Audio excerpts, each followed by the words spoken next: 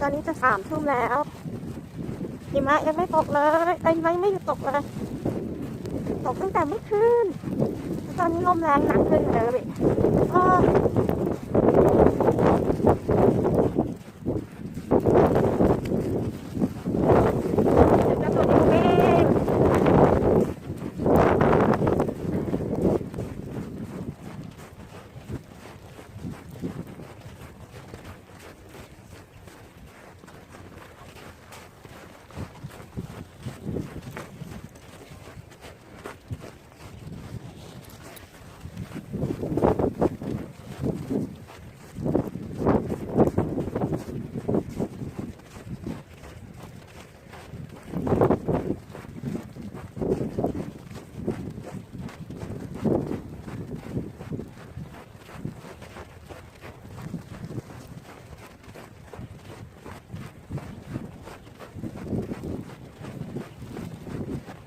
เดี๋ยวขากลับนี่ต้อง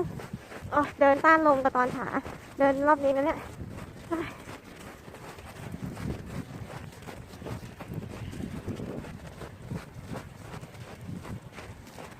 หิมะสูงแม็กเริ่มเดินลำบากละ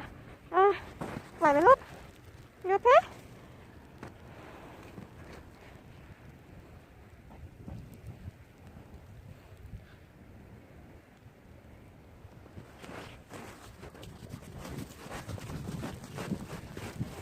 แม็กบอกแม็กสู้ไม่ถอย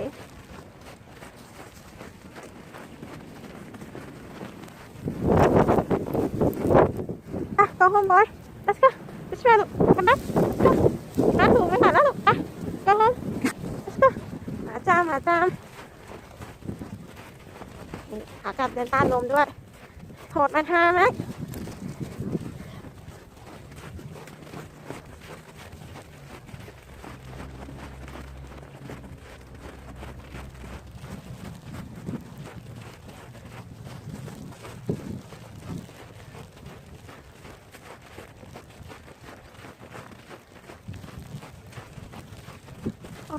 หิมะเข้าปาก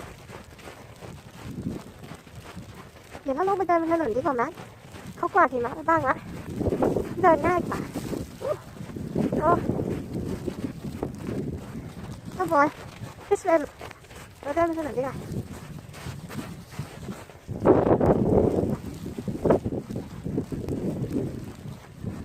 ทางเชื่อบนถนนเดินง่ายกว่าเราเขามากวาดหิมะไปละไซวอล์กไม่ไหวเลยเดินฝั่งนี้ก็ได้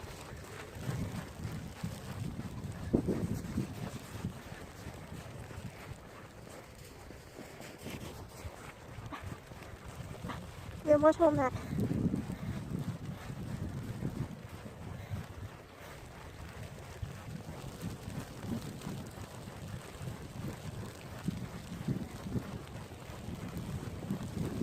โอ้โหมาเต็มหน้าเลยจ้าไม่ต้องสเปรย์น้ำแร่เลยนี่ออกมาหน้าตึงกระชับเลยเนี่ยโอ้ยเราเข้าต่อไปดิ